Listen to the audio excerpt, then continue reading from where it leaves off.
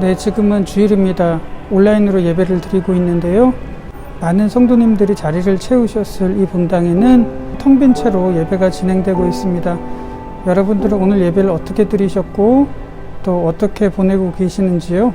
자, 이런 상황에서 우리에게 드는 생각은 과연 내가 잘하고 있는가, 하나님의 뜻에 합당한 모습으로 있는가 하는 스스로에 대한 자책감과 의구심이 들 때가 많이 있죠. 이럴 때 우리들이 할 수 있는 것은 과연 성경 텍스트에서는 뭐라고 말하고 있는가 하는 부분이 현재 상황을 이겨낼 수 있는 유일한 방법이라고 생각을 합니다. 지금 코로나로 인해서 많은 예배가 비대면으로 실시되고 있는 이 상황에서 성경은 우리들에게 뭐라고 말하는지 여러분들과 한번 스바냐 성경을 통해서 같이 살펴보려고 합니다. 스바냐 1장 1절입니다. 아몬의 아들 유다왕 요시야의 시대에 스바냐에게 임한 여호와의 말씀이라. 스바냐는 히스기야의 현손이요 아마랴의 증손이요 그다랴의 손자요 구시의 아들이었더라. 자, 보시다시피 저자는 스바냐 선지자로 소개하고 있습니다. 요나의 이름이 비둘기였죠. 마치 노아 방주에서 비둘기가 감당했던 역할처럼 니느웨 성에서도 요나는 비둘기 같은 역할을 했습니다. 나훔 선지자의 이름의 뜻은 하나님의 위로였는데, 자, 이렇게 선지자들의 이름은 기록한 예언서의 복성과 같은 역할을 합니다. 스바냐 선지자의 이름은 하나님이 숨기신다는 뜻인데요. 여기서 짐작할 수 있는 것은 스바냐 선지자는 유다 민족의 심판을 예언하고 있지만 바로 하나님의 백성들을 보호하시고 숨기시겠다는 의도가 담겨 있는 양면적인 메시지가 스바냐서입니다. 그래서 그것을 우리가 한번 살펴볼 거예요.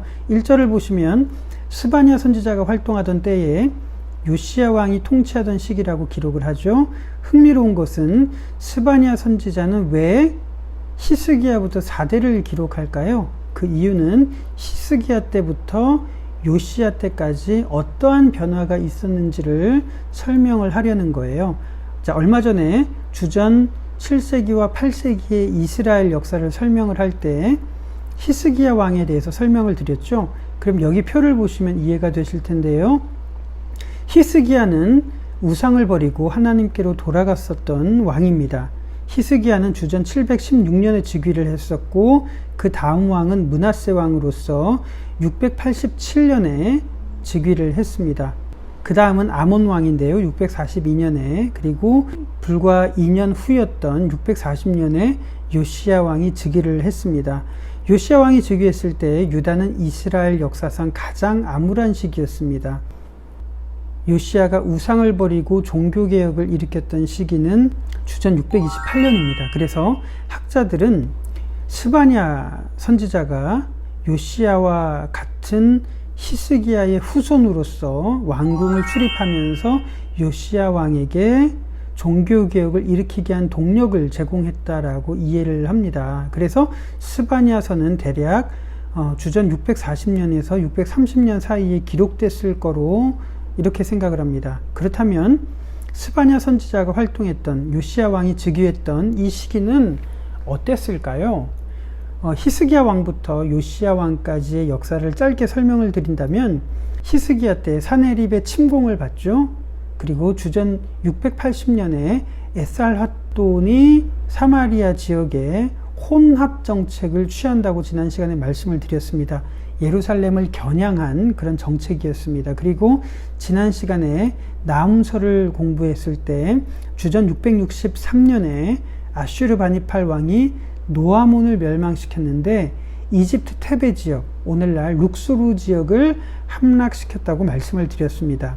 이 시기에 므낫세 왕은 어떤 시기를 보냈을까요?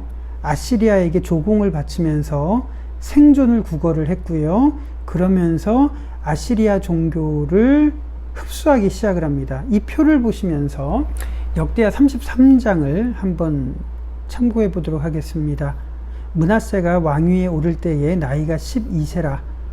예루살렘에서 55년 동안 다스리며 여호와 보시기에 악을 행하여 여호와께서 이스라엘 자손 앞에서 쫓아내신 이방 사람들의 가증한 일을 본받아 그의 아버지 히스기야가 헐어버린 산당을 다시 세우며 바알들을 위하여 제단을 쌓으며 아세라 목상을 만들며 하늘의 모든 1월 성신을 경배하여 섬기며 여호와께서 전에 이르시기를 내가 내 이름을 예루살렘에 영원히 두리라 하신 여호와의 전에 제단들을 쌓고 또 여호와의 전 두 마당에 하늘의 1월 성신을 위하여 제단을 쌓고 또 흰놈의 아들 골짜기에서 그의 아들들을 불 가운데로 지나가게 하며 또 점치며 사술과 요술을 행하며 신접한 자와 박수를 신임하여 여호와 보시기에 악을 많이 행하여 여호와를 진노하게 하였으며 또 자기가 만든 아로새긴 목상을 하나님의 전에 세웠더라.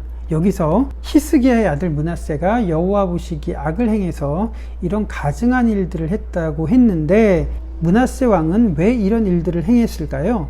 자, 지금까지 배웠다면 추측할 수 있습니다. 아시리아의 지배를 받고 있었기 때문에 이런 정책을 수용하지 않는다면 당장 아시리아로부터 정치적인 보복을 받을 수밖에 없기 때문에 어쩔 수 없이 이런 정책을 받아들이는데 생존을 이어가기 위해서 이렇게 하는 동시에 다른 한편으로 유다 민족들은 바벨론 종교에 물들어가고 있었던 겁니다. 역대기 기록을 보여드린 이유는 우리가 스바냐서를 읽을 때 비슷한 구절들이 많이 나오기 때문에 그렇습니다. 므낫세 왕을 살펴봤고요. 이제 수십 년이 지난 요시야가 즉위할 때는 이렇습니다. 역대하 34장이에요.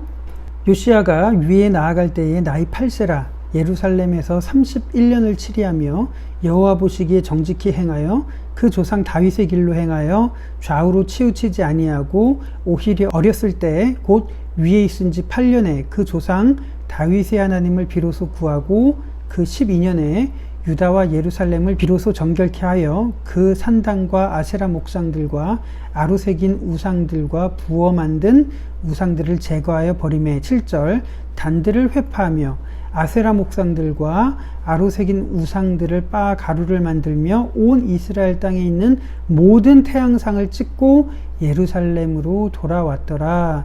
요시야가 즉위했던 것은 640년 그의 나이 8살 때였습니다. 그리고 왕위에 오른 지 8년이 지날 때는 632년인데 이때 하나님을 구하기 시작했다고 하죠. 자, 이렇게 심경의 변화가 생긴 이유가 누구 때문일까요? 스바냐 때문이 아니었을까 하는 것이 학자들의 추측입니다. 그리고 왕위에 오른 지 12년이 지난 이후 628년에 본격적으로 개혁을 착수하죠. 산당들을 정결하게 하고 우상들을 빻고 쫓아내고 했던 종교개혁을 628년에 이렇게 일으킵니다. 누가 이런 동기를 주었을까요? 스바냐 선지자가 했던 예언이 요시야 왕에게 이러한 동력이 됐을 거라고 말하는 까닭입니다. 따라서 스바냐 선지자가 말하는 주된 메시지는 유다 민족의 타락에 대해서 하나님이 심판의 경고를 전달하는 것이 그의 메시지입니다. 유다의 타락이 어떤 의미를 갖고 있는지 한번 살펴봐야 스바냐 선지서의 내용이 전체가 이해되리라고 생각을 하는데 이스라엘을 선택하신 하나님의 목적이 무엇일까요? 부리기 위해서가 아니라 그 민족을 하나님이 함께 하셔서 교제하시고 통치하시려는 그런 의도가 담겨 있습니다. 그런데 이스라엘의 왕들에 따라서 백성들의 신앙이 좌우되는 경험들이 너무 많은 거예요. 그 이유가 뭘까요? 다윗이 하나님을 믿을 때 온 백성이 믿었죠. 그런데 솔로몬이나 아합 왕 같은 사람들이 우상을 섬길 때 백성들도 똑같이 타락을 했습니다. 그러다가 히스기야가 다시 하나님께로 돌아오니까 백성들도 같이 돌아옵니다. 어떠한 권력자가 어떤 정책을 펴는가에 따라서 백성들이 좌지우지 된다는 겁니다. 왕이 우상을 들여왔을 때 그 이유가 뭐라고 말씀을 드렸죠? 정치적인 문제 때문에 우상을 들여왔다고 말씀을 드렸습니다. 그렇게 하지 않으면 나라의 존립 자체가 위태로운 상황이기 때문에 그렇습니다. 그래서 생존을 위한 방편으로 우상이 들어오는데, 그렇다면 왕 아래에 있었던 고위공직자들은 어떻게 행동을 했을까요? 그 정책에 동조해야 권력을 유지할 수 있었겠죠. 그런데 그것에 반하는 목소리를 낸다면 배척을 당할 겁니다. 이사야나 예레미야처럼 추방을 당하고 박해를 당하는 거죠. 그렇다면 권력자들은 어떠한 행동을 했을지 짐작이 가는 대목입니다. 그러면 힘없는 백성들은 어떻게 되냐는 거예요. 온 나라와 지도자들이 왕이 내린 그런 정책이 옳다고, 우상을 수용하는 그런 정책이 옳다라고 했을 때 온 종교인들과 지도자들이 옳다고 이야기를 한다면 어떻게 백성 한 사람이 그것을 거스를 수 있겠냐는 겁니다. 사회가 정한 그 방향을 지도자들이 그렇게 따라갈 때 백성들도 어쩔 수 없이 따라갈 수밖에 없는 것이, 이런 현상은 동서고금을 막론하고 나타나는 겁니다. 항상 그랬습니다. 그래서 톨스토이가 이런 말을 했어요. 인간이 행하는 대부분의 악은 나쁜 의지에서 나오지 않는다. 그릇된 사상을 맹목적으로 믿을 때 나온다. 마음속의 목소리에 귀를 기울여라. 교회가 아니라 하나님이 들려주는 목소리에 귀를 기울여라 라고 이야기를 했습니다. 그래서 사회가 암울해질수록 종교나 제도가 말하는 것이 아니라 기록된 텍스트는 우리에게 무엇을 말하는지 거기에 귀를 기울여야 우리가 기준을 바로잡을 수가 있고 하나님이 보셨을 때 온전한 행동을 할 수가 있기 때문에 그렇습니다. 스바냐 선지자는 유다의 심판을 경고했는데 왜 그런지 이해가 되시나요? 이러한 나라와 권력자들과 위정자들을 심판하지 않으면 그릇된 정책이 철회될 수도 없을 뿐만 아니라 그 정책 아래에 있었던 백성들이 하나님을 온전히 섬길 수가 없었기 때문에 그들에게 심판을 말씀을 하셨지만 그 심판을 통해서 남은 백성들을 하나님께서 예비하시고 숨기셔서 하나님께서 온전히 그들을 다스리시고 함께 하시려는 것이 심판 이면에 담긴 회복의 양면적인 메시지였습니다. 자, 그리고 본문으로 들어가기 전에 요시야가 왕위에 올랐을 때 온 나라가 죄악에 빠졌다고 했는데 이것을 구체적으로 두 가지로 압축을 한다면 종교적인 타락과 사회적인 타락으로 나눌 수 있습니다. 자, 그렇다면 종교적인 타락은 뭘까요? 이스라엘 백성들은 율법을 버리고 바벨론 종교로 대체한 것인가요? 그것이 종교적인 타락인가요? 아닙니다. 엄밀하게 말한다면 솔로몬 이래로 단 한 번도 안식일에 성전에서 대면 제사를 멈춘 적이 없어요. 절기를 멈춘 적이 없습니다. 문제는 안식일에는 목숨과도 같은 대면 제사를 드리지만 성전문을 나서는 순간부터 일주일 내내 그들의 가치관과 신앙을 지배하고 있는 것은 이방신들, 우상을 숭배하는 그러한 믿음이 그들을 지배했다는 것이 문제였습니다. 그래서 스바냐 선지자가 활동을 했을 때 진짜 개선해야 되는 것이 무엇인가 하는 것이 스바냐 선지자가 앞으로 말씀드릴 그 내용이고요. 두 번째로는 사회적인 타락입니다. 이것을 다른 말로 한다면 사법적인 타락이에요. 유다 사회는 종교 국가였기 때문에 율법이 사회를 지탱하고 사람들을 재판합니다. 그래서 재판을 담당하는 사람들조차도 종교인들이었습니다.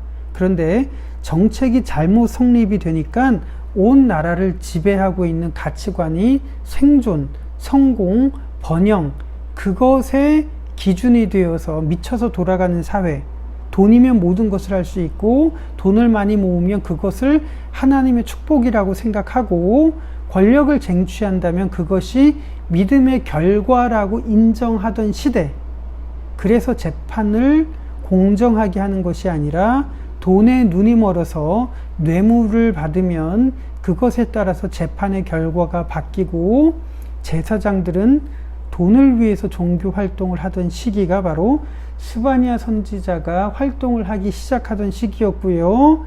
그 시기에 또 다른 선지자가 있었는데 예레미야 선지자였습니다. 예레미야 5장 30절에 참 흥미로운 기록이 있는데 이 기록이 바로 스바냐 선지자가 활동하던 시기에 사회상을 말하고 있습니다. 이 땅에 무섭고 놀라운 일이 있도다. 선지자들은 거짓을 예언하며 제사장들은 자기 권력으로 다스리며 내 백성은 그것을 좋게 여기니 마지막에는 너희가 어찌하려느냐. 그 마지막이 뭘까요? 스바냐 선지자가 예언한 심판인 것입니다. 자, 이것을 기억하면서 본문으로 한번 들어가 보도록 하겠습니다. 1절에서 3절. 아몬의 아들 유다 왕 요시야의 시대에 스바냐에게 임한 여호와의 말씀이라. 스바냐는 히스기야의 현손이요 아마랴의 증손이요 그다랴의 손자요 구시의 아들이었더라. 여호와께서 이르시되 내가 땅 위에서 모든 것을 진멸하리라. 내가 사람과 짐승을 진멸하고 공중의 새와 바다의 고기와 거치게 하는 것과 악인들을 아울러 진멸할 것이라. 내가 사람을 땅 위에서 멸절하리라. 나 여호와의 말이니라. 사람과 짐승을 진멸하고 공중의 새와 바다의 고기를 진멸한다고 했죠. 뭐가 생각나시죠? 노아 시대에 하나님께서 세상을 심판하셨는데 그때 물고기는 살아남았죠. 홍수였으니까. 그런데 물고기까지 이렇게 굳이 언급한 것은 이번에는 하나도 예외 없이 다 심판하겠다는 문학적인 표현입니다. 거치게 하는 것, 남을 넘어뜨리는 것, 거치게 하는 것을 다른 말로 한다면 남을 넘어뜨리는 것이라고 원문에 나와 있습니다. 그래서 남을 넘어뜨리는 것과 악인들을 하나님께서 심판하신대요. 왜요? 약한 사람들, 사회적인 약자들, 그런 사람들을 남은 자로 만들어서 하나님께서 회복시키시려고 하는 이유가 이 속에 담겨 있기 때문에 그렇습니다. 4절을 보시면 내가 유다와 예루살렘의 모든 주민들 위에 손을 펴서 남아있는 바알을 그곳에서 멸절하며 그마림이란 이름과 및 그 제사장들을 아울러 멸절하며. 바알을 멸절하신다고 했는데, 자, 바알은 고대 지역에서 천둥과 비를 주관하는 최고의 신입니다. 왜 바알이 유다 백성들의 심장과도 같은 예루살렘에 있었을까요? 바알은 어떤 형상으로 존재하는 물건이 아니라 사고방식 속에 뿌리 깊게 남아있는 흔적을 말하는 거예요. 왜냐하면 고대 시대의 농경사회에서 바알은 이러한 천둥과 비를 주관했기 때문에 절대적인 신입니다. 바알이 예루살렘 속에 남아있는 바알이라고 했죠. 남아있는 이유는 안식일에는 성전의 제사를 정상적으로 지내지만 나머지 일주일 내내의 삶은 바알이 자신들의 생계와 생존을 책임진다고 이렇게 사람들이 믿었다는 겁니다. 그래서 그마림이라는 말은 히브리어로 우상을 숭배하는 제사장이라는 말이에요. 그래서 이렇습니다. 뜻이 4절에 나오는 제사장은 이교도 사제를 말하는 것이 아니라 성전에서 제사를 담당하는 정상적인 제사장인데, 안식일에는 성전 제사를 지내면서 평소에는 바알이 자신들의 생계와 모든 것을 책임진다고 믿었던, 그리고 그렇게 가르쳤던 제사장들이었다는 거예요. 정말 그런지 5절 한번 보시면 또 지붕에서 하늘의 뭇 별에게 경배하는 자들과 경배하며 여호와께 맹세하면서 말감을 가리켜 맹세하는 자들과 6절 여호와를 배반하고도 따르지 아니한 자들과 여호와를 찾지도 아니하며 구하지도 아니한 자들을 멸절하리라 라고 나와 있습니다. 지붕에서 하늘의 별을 경배하는데 그걸 경배하면서 동시에 여호와를 같이 경배하는 거예요. 하늘의 일월 성신, 아까 역대하 보셨죠? 일월 성신이 별을 숭배하는 것을 말하는 거예요. 자, 고대 시대에 별을 숭배한다는 것은 바벨론 종교의 영향입니다. 이 천문학, 점성술이라고 하는 것은 별자리가 우리의 운명을 주관한다고 생각하고 믿었던 방식입니다. 바벨론 종교가 뿌리 깊게 그 속에 남아있죠. 거기에 좌우된다고 믿으면서 하나님께 그것을 이루어 달라고 동시에 기도하는 것을 말해요. 그리고 말감은 암몬족 속의 신이었던 밀곰을 가리키는 겁니다. 이런 자들을 하나님께서 멸절한다고 그랬죠. 여호와를 배반하고 따르지 아니한 자들, 여호와를 심지어 찾지도 않고 구하지도 않는 자들, 온통 우상의 영향을 받아서 그런 가르침으로 세뇌되고 중독된 그런 관행들을 하나님께서는 진멸하겠다고 말씀을 하시는 겁니다. 자, 7절 보시면 이렇습니다. 주 여호와 앞에서 잠잠할지어다. 이는 여호와의 날이 가까웠으므로 여호와께서 희생을 준비하고 그가 청할 자들을 구별하셨음이니라. 하나님께서 희생을 준비했고 그것을 이루기 위해서 초청할 자들을 따로 구별했답니다. 다시 말해서 심판의 날, 여호와의 날에 수많은 사람들을 심판하고 희생을 시킬 것인데 그 일을 위한 도구로서 누군가를 준비시키고 계시다는 거예요. 누굴까요? 조금 이따가 말씀을 드리겠습니다. 요거 잠깐 기억하시고요. 자, 그 희생의 날에 방백과 왕자들은 사회 지도층을 말하는 사람들이죠. 방백과 왕자들, 이방인의 옷을 입었답니다.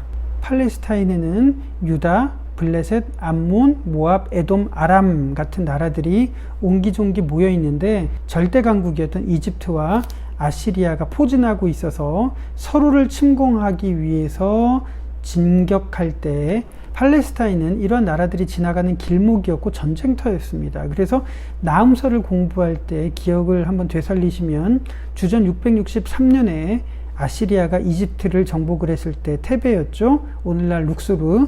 이집트를 정복을 했을 때 당연히 유다는 별일 없었겠죠. 왜요? 므낫세 왕이 아시리아에게 굴복해서 조공을 바치고 아시리아의 종교를 받아들이는 정책을 취했기 때문에 생존은 유지가 됐던 거예요.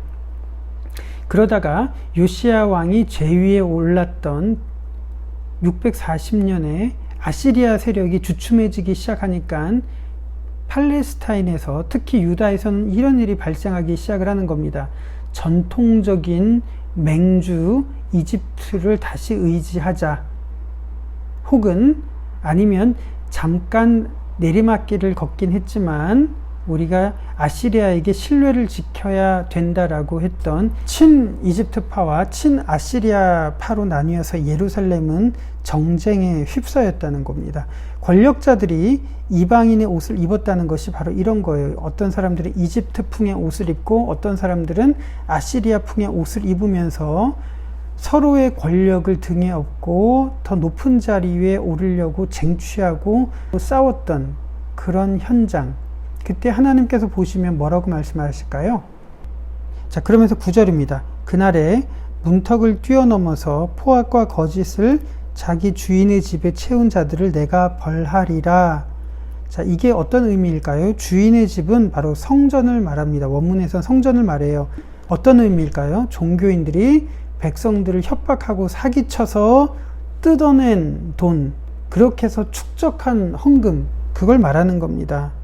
그러한 것들을 하나님께서 기뻐하시는 것이 아니라 그러한 종교인들을 내가 벌하리라 라고 하나님께서는 말씀을 하시는 겁니다. 그렇다면 7절에서 하나님이 희생하기 위해서 구별되고 청한 자들이 누굴까요?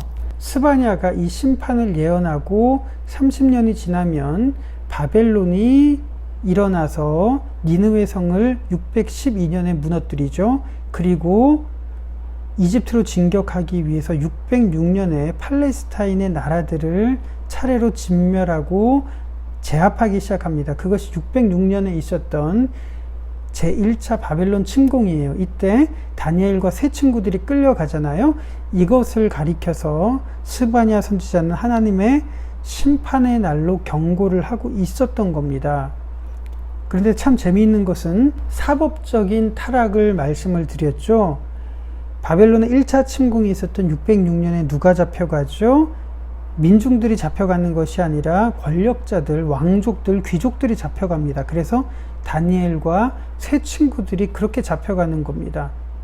그러니까 스바냐 선지자가 예언한 이 심판의 메시지가 얼마나 정확하게 다니엘 시대에 이루어졌는지 알 수가 있는 겁니다. 자, 10절 한번 보실게요. 10절.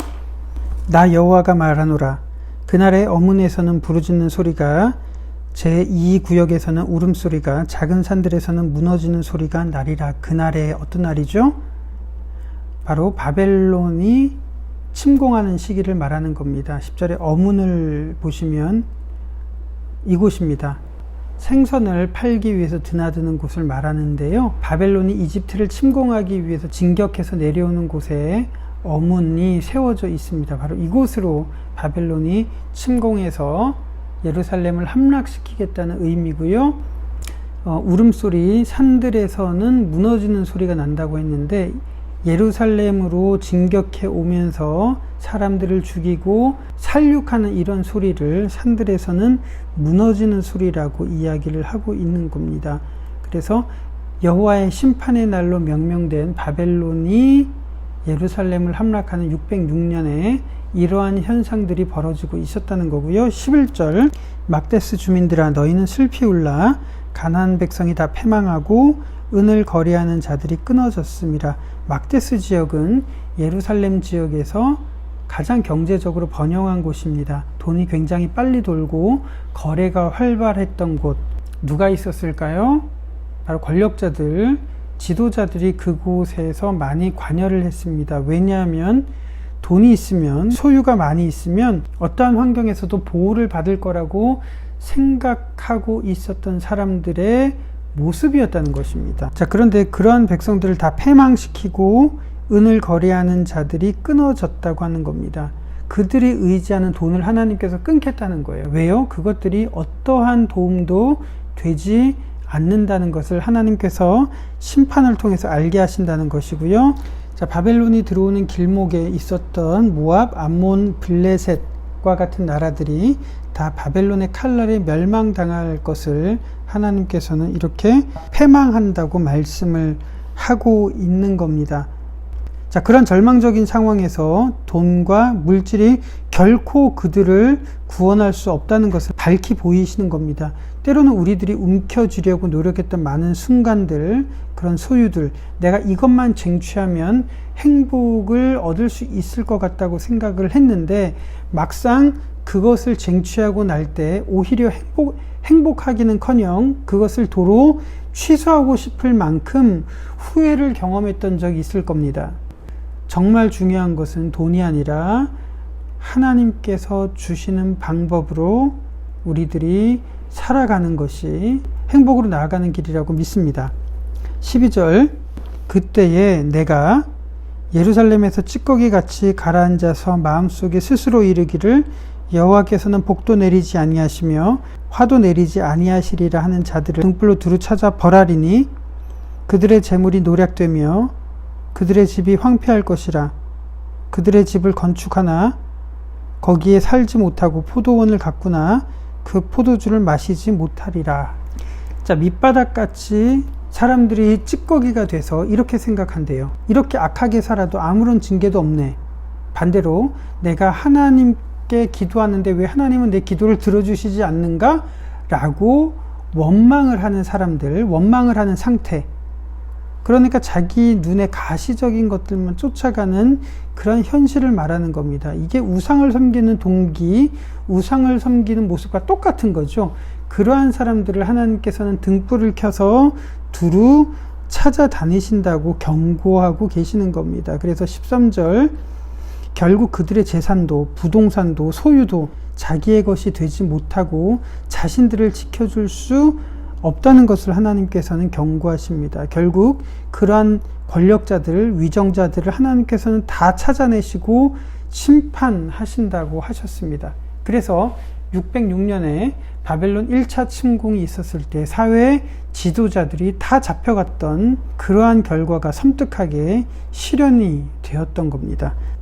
14절을 보시면 이렇습니다. 여호와의 큰 날이 가깝도다. 가깝고도 빠르도다.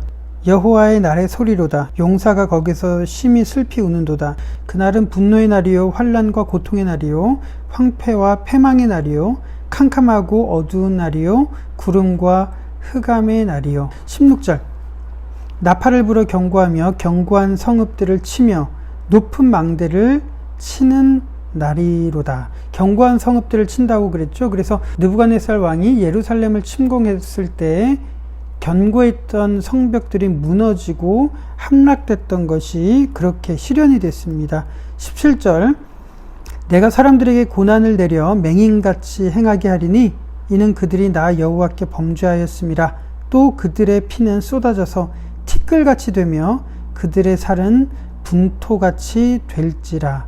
바벨론이 예루살렘을 침공을 했을 때 사람들을 정말 잔인하게 진멸을 했는데 문자 그대로 이렇게 실현이 됐고요. 18절 그들의 은과 금이 여호와의 분노의 날에 능히 그들을 건지지 못할 것이며 이 온 땅이 여호와의 질투의 불에 삼켜지리니 이는 여호와가 이 땅 모든 주민을 멸절하되 놀랍게 멸절할 것임이라. 자, 그들이 그동안 하나님 없이 쌓아 올린 돈, 명예, 권력, 인간관계 모두 하나님이 심판하실 것인데 이런 것들이 모래성처럼 허물어질 것이라고 하나님이 경고하는 내용입니다. 자, 이것이 1장 유다에 대한 경고입니다. 자, 이 장은 유다를 둘러싼 민족들에 대한 경고인데요. 주변 나라들을 멸망시키는 이유가 뭘까요? 자, 그들의 우상으로 유다 백성들을 물들게 했고요. 예루살렘을 괴롭혔기 때문에 하나님께서는 그 백성들이 당하는 고통을 결코 외면하지 않으신다는 것을 나타내기 위해서 주변 나라들의 심판을 경고하셨습니다. 1절 수치를 모르는 백성아 무일지어다 무일지어다. 수치를 모르는 백성의 정확한 의미를 영어 성경을 보시면 더 자세하게 보실 수 있을 건데요. 하나님을 사모하지 않는 백성들아 라는 말입니다. 그러니까 하나님을 사랑하지 않는 백성들아 제발 나한테로 와라 라고 애타게 부르시는 거고요. 2절 명령이 시행되어 날이 겨같이 지나가기 전 여호와의 진노가 너희에게 내리기 전 여호와의 분노의 날이 너희에게 이르기 전에 그리할지어다. 너희들이 겨처럼 날아가서 심판을 받기 전에 제발 하나님을 사모하라는 말이죠. 3절 여호와의 규례를 지키는 세상의 모든 겸손한 자들아 너희는 여호와를 찾으며 공의와 겸손을 구하라. 너희가 혹시 여호와의 분노의 날에 숨김을 얻으리라. 하나님의 규례와 말씀을 듣고 지키는 사람이라면 세상이 어떠하든지 하나님께서는 그들을 보호하고 숨기시겠다고 하나님은 약속하셨습니다. 스바냐 이름처럼 그렇죠.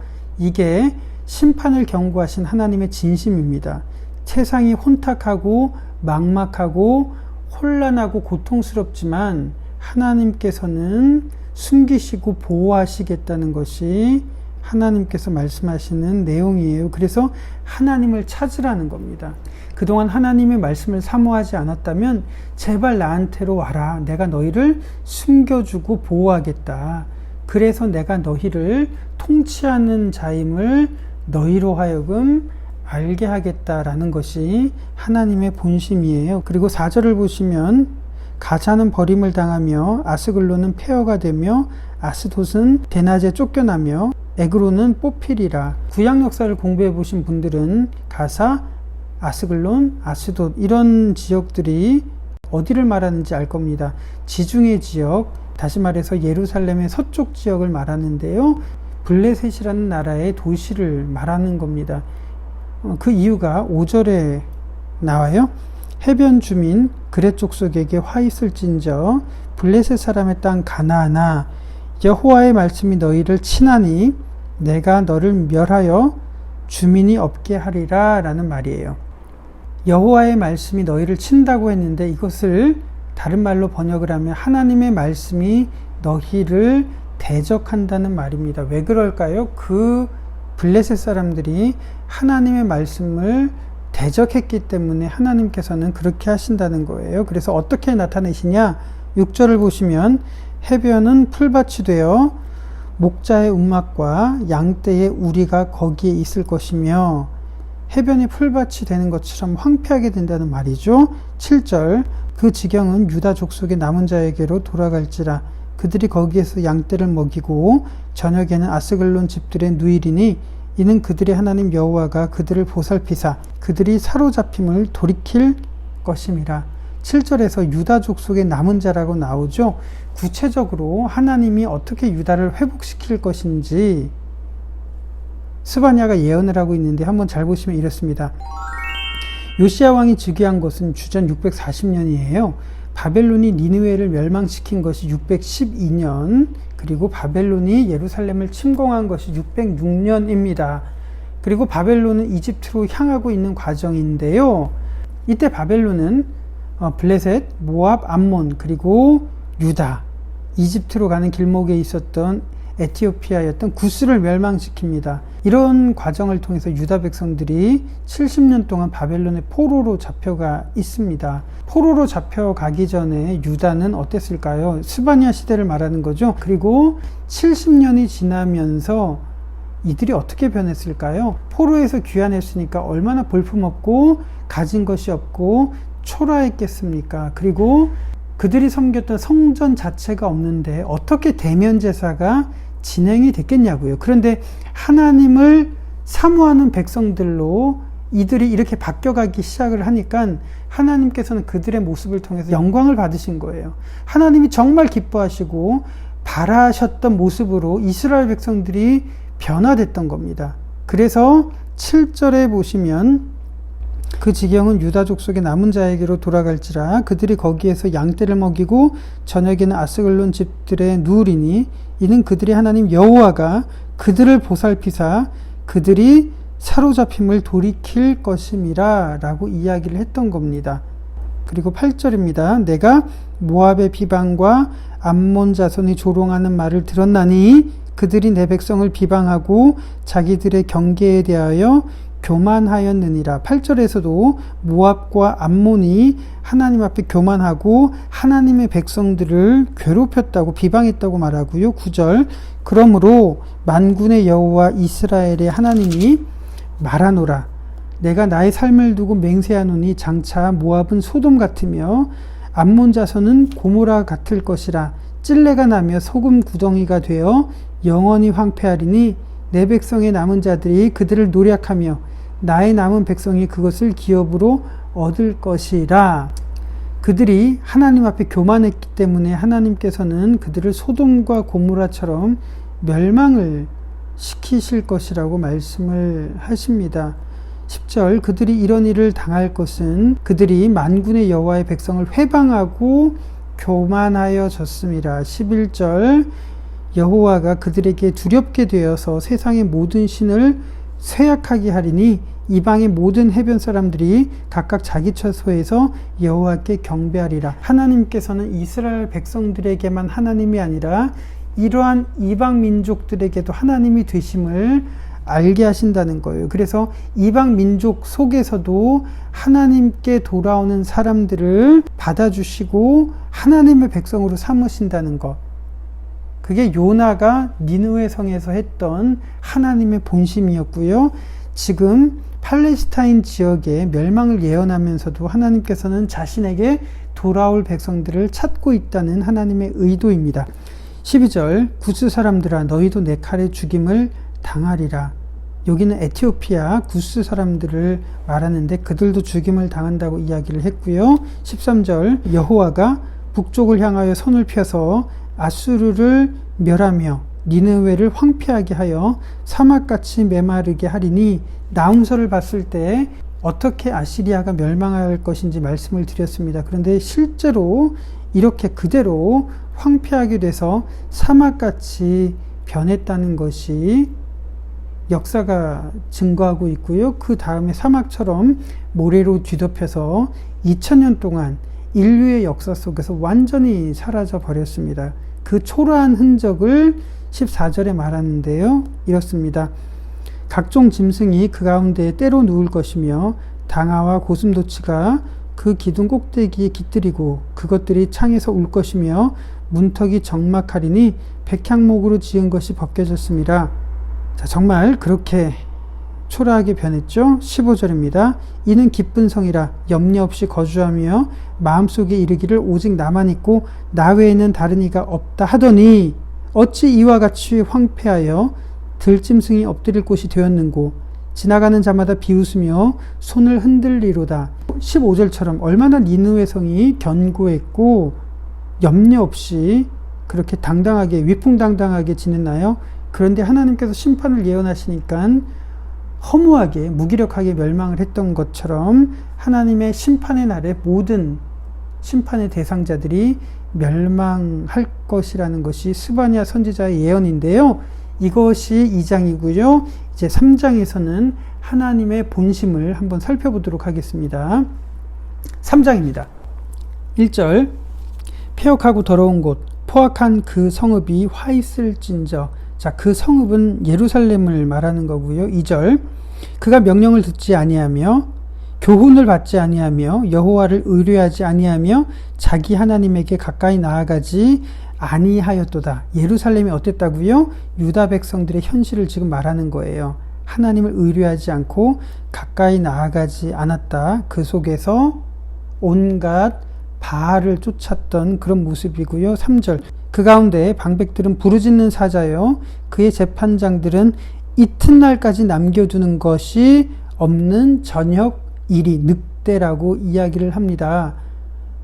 얼마나 종교적인 타락과 사회적인 타락이 심각했는지, 그리고 방백들과 귀족들, 권력자들이 부르짖는 사자처럼 백성들을 탈취하고 재판장이 누구죠? 종교인들 아닙니까?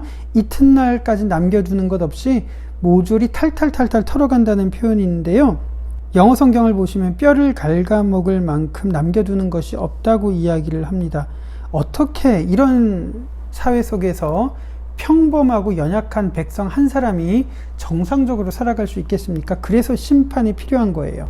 4절. 그의 선지자들은 경솔하고 간사한 사람들이요 그의 제사장들은 성소를 더럽히고 율법을 범하였도다. 종교적인 타락, 선지자들은 도저히 믿을 수 없고 제사장들은 종교의 행위를 여전히 존속시키고 있지만 그 내용은 완전히 오염되어 버렸다고 선언합니다. 악이 얼마나 충만했는지요. 5절.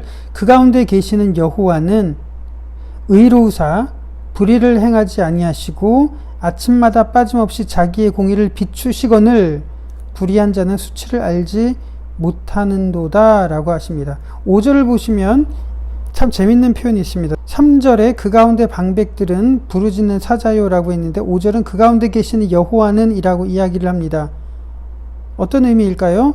방백들도 백성들 속에서 굴림에서 괴롭히지만 하나님도 역시 그 가운데 계셨고 모든 불의와 부조리, 모순, 착취 이런 것들을 다 보고 계셨다는 겁니다. 하나님도 결코 그 사정을 모르는 것이 아니라는 거예요. 그러한 참상들을 하나님은 다 보고 계셨습니다. 6절. 내가 여러 나라를 끊어버렸으므로 그들의 망대가 파괴되었고 내가 그들의 거리를 비게 하여 지나는 자가 없게 하였으므로 그들의 모든 성읍이 황폐하며 사람이 없으며 거주할 자가 없게 되었느니라. 심판을 진행하시고 모든 것을 황폐하게 하셨고요. 7절. 내가 이르기를 너는 오직 나를 경외하고 교훈을 받으라. 그리하면 내가 형벌을 내리기로 정하기는 하였지만 너의 거처가 끊어지지 아니하리라 하였으나 그들이 부지런히 그들의 모든 행위를 더럽게 하였느니라. 하나님께서는 심판을 작정하셨지만 여전히 자비하는 마음으로 그렇게 언제라도 그런 마음을 갖고 계셨지만 이 사람들은 어떻다는 거예요? 부지런하게 일찍 일어나서 그들의 모든 행위를 더럽히기에 부지런했답니다. 그래서 8절에 이렇게 말하는 거예요. 나 여호와가 말하노라. 그러므로 내가 일어나 벌할 날까지 너희는 나를 기다리라. 내가 뜻을 정하고 나의 분노와 모든 진노를 쏟으려고 여러 나라를 소집하며 왕국들을 모으리라. 온 땅이 나의 질투의 불에 소멸되리라. 너희들 한번 기다려봐라. 내가 정한 심판을 취소하지 않고 실행시켜서 소멸시킬 것이다 라고 하나님께서는 말씀을 하십니다. 여기서도 질투가 나왔죠? 질투라는 말 기억나시죠? 나훔서에서 하나님께서 통치하시는 영역 내에 어떠한 죄악도 하나님께서는 간과하지 않으시려는 그 마음을 질투라고 번역을 했는데 정확한 번역은 아니라고 말씀을 드렸죠. 어쨌든 이 질투라는 단어의 목적에는 하나님이 온전히 그 백성들을 정결하게 하셔서 통치하시려는 목적이 우선적인 의도였습니다. 9절. 그때에 내가 여러 백성의 입술을 깨끗하게 하여 그들이 다 여호와의 이름을 부르며 한 가지로 나를 섬기게 하리니. 그때가 언제입니까? 하나님께서 심판하시고 회복하셔서 이스라엘 백성들을 포로의 생활을 마치고 예루살렘으로 돌아가게 하시는 그 회복의 날을 말하는 거예요. 포로기 이후 그때에 하나님을 섬기게 한다고 했죠. 10절 내게 구하는 백성들 곧 내가 흩은 자의 딸이 구스강 건너편에서부터 예물을 가지고 와서 내게 바칠지라. 구스는 에티오피아인데요. 그 강 건너편이라고 말하는 것은 남쪽 끝을 말하는 거예요. 땅 끝에서도 하나님을 섬기는 사람들이 생기게 해서 본국으로 돌아오게 하고 하나님을 예배하게 만들겠다는 하나님의 의지의 표현이죠. 11절 그날에 내가 내게 범한 모든 행위로 말미암아 수치를 당하지 아니할 것은 그때 내가 내 가운데서 교만하여 자랑하는 자들을 제거하여 내가 나의 성산에서 다시는 교만하지 않게 할 것임이라. 교만한 민족들을 하나님이 심판하셔서 더 이상 하나님의 백성에게 수치가 없어질 것이라고 약속하십니다. 그래서 12절 내가 곤고하고 가난한 백성을 내 가운데에 남겨두리니. 다시요. 내가 곤고하고 가난한 백성을 내 가운데에 남겨두리니 그들이 여호와의 이름을 의탁하여 보호를 받을지라. 이 곤고하고 가난한 백성들을 남겨두신다는데 이들은 마음을 온전히 하나님을 사모하는 사람들을 말하는 거예요. 그들을 하나님께서 어떠한 환난 날에도 어떠한 심판 날에도 그들을 스바냐라는 이름처럼 숨기시고 보호하시겠다고 약속하시는 겁니다. 이쯤 되면 스바냐의 예언의 주인공은 누구일까요? 성경에는 기록이 되지 않았지만 이름 모르게 살아가는 유다 백성들 한 사람 한 사람을 말하는 것이 아닐까요? 그 속에서 하나님을 사모하는 이런 사람들이 하나님의 눈에 주인공처럼 보고 계시고 하나님은 그들에게 두 눈으로 시선을 쏟고 계시는 것입니다. 13절 이스라엘의 남은 자는 악을 행하지 아니하며 거짓을 말하지 아니하며 입에 거짓된 혀가 없으며 먹고 누울지라도 그들을 두렵게 할 자가 없으리라.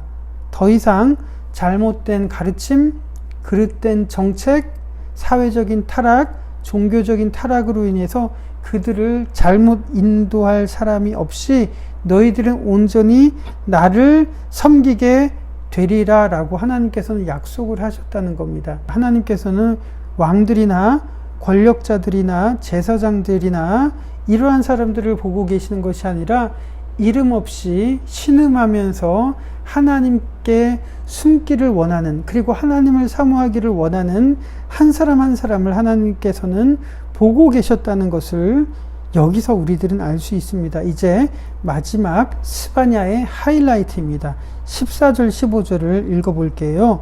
시온에 따라 노래할지어다. 이스라엘아 기쁘게 부를지어다. 예루살렘에 따라 전심으로 기뻐하며 즐거워할지어다. 여호와가 내 형벌을 제거하였고 내 원수를 쫓아냈으며 이스라엘 왕 여호와가 내 가운데 계시니 내가 다시는 화를 당할까 두려워하지 아니할 것이라. 여기에 눈에 들어오는 단어가 딸이라는 단어죠. 왜 중요할까요? 지금부터 마지막 결론으로 나아갑니다.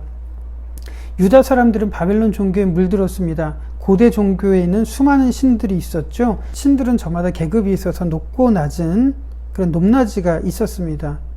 그리고 그 신들이 부려먹기 위해서 만든 대상이 누구냐면 인간이라는 대상입니다. 그게 바로 신화에 나오는 내용이에요. 그래서 바벨론 종교의 신들에게 있어서 인간은 부려먹는 도구 그 이상도 그 이하도 아닌 겁니다. 따라서 인간에게 신들이란 자기들이 필요한 것을 공급해주는 자판기와 같은 존재였고요. 신들에게 인간이란 부리고 시중드는 존재였습니다. 그런데 하나님은 그런 관계가 아니라 자신과 동등한 관계에서 유다 민족을 딸, 자녀라고 부르고 계시는 거예요. 자, 그러한 딸들에게 하나님을 사모하는 마음이 없으니까 그들과 하나님 사이를 가로막는 종교 제도들, 권력자들, 위정자들을 심판하고 제거해서라도 하나님께서는 그의 백성들을 다시 회복시켜서 교제하시려는 의도가 심판 뒤에 감추어진 의도였습니다. 자, 그러면 한번 생각해 보세요. 유다 민족이 하나님을 사모하고 찾는 것이 절박할까요? 하나님이 그의 백성들을 만나려는 마음이 절박할까요? 누가 더 절박하겠습니까? 하나님이 그의 백성들을 온전히 회복시키고 만나고 싶어 하시는 마음이 훨씬 더 크다는 거예요. 이거예요. 아이들이 잘못을 했을 때 혼을 내죠. 맴매도 합니다. 그러면 순간적으로 부모와 자녀의 관계가 먹먹해지고 멀어지는 것처럼 느껴집니다. 그때 그 관계를 회복하고 싶은 마음이 자녀가 절박할까요? 부모가 절박할까요? 이겁니다. 이게 하나님의 본심인 거예요. 아이들을 야단쳤다면 아이들에게는 온갖 속상한 마음이 들 거예요. 그리고 혼자 삐져서 눈물을 흘리면서 시무룩하게 있다가 잠든 아이, 그 아이의 침대에 가보신 적이 있습니까? 그 아이를 지켜보는 부모의 마음이 못 견디는 거예요. 아이들이 비록 야단쳤지만 시무룩하고 기죽는 것을 도저히 지켜보지 못하는 마음이 드는 것은 부모의 마음입니다. 그래서 16절에 뭐라고 이야기를 합니까? 두려워하지 말고 네 손을 늘어뜨리지 말고 코 빠져 있지 말고 기죽지 말라는 거예요. 이게 바로 하나님의 본심인 거예요. 17절에 그러면서 이렇게 말씀하시죠. 너의 하나님 여호와가 너의 가운데 계시니 그는 구원을 베푸실 전능자이시라.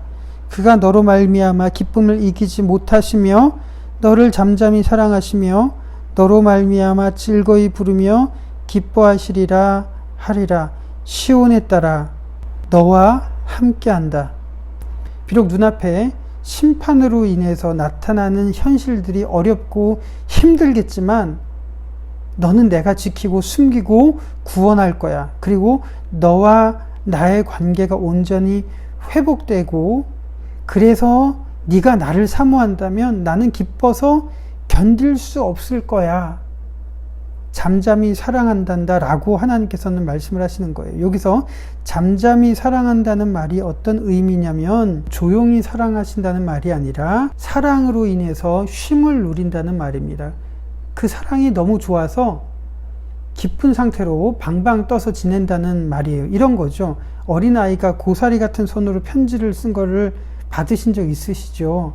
부모님에게 어린아이가 사랑한다고 고백한 그런 경험 있으실 겁니다.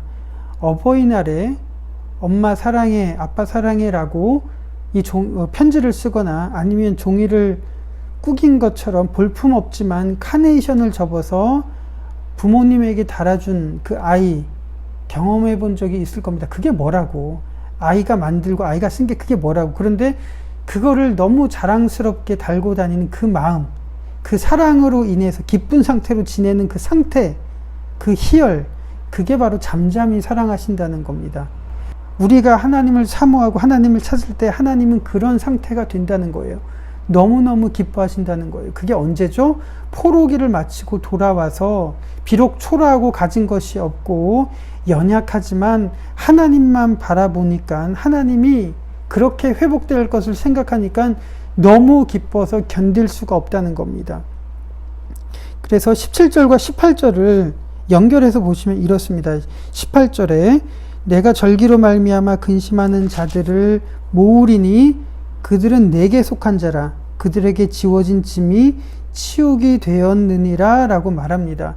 자, 내가 절기로 말미암아 근심하는 자들을 모으시리라고 말씀하셨는데 여기서 절기가 뭐냐면 영어로 말하자면 어셈블리라고 나옵니다. 함께 모여서 하는 대면적인 종교 제의를 말하는 거예요.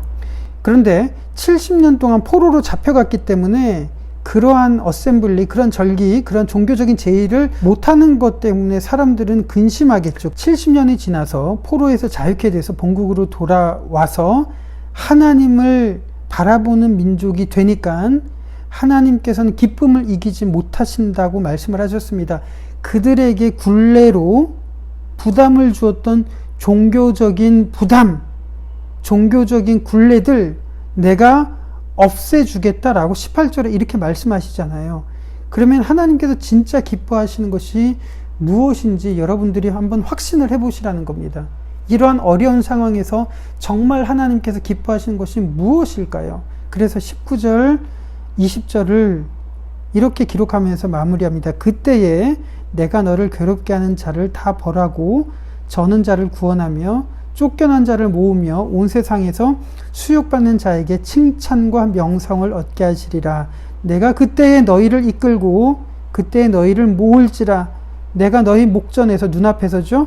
내가 너희 눈앞에서 너희의 사로잡힘을 돌이킬 때에 너희에게 천하 만민 가운데서 명성과 칭찬을 얻게 하리라.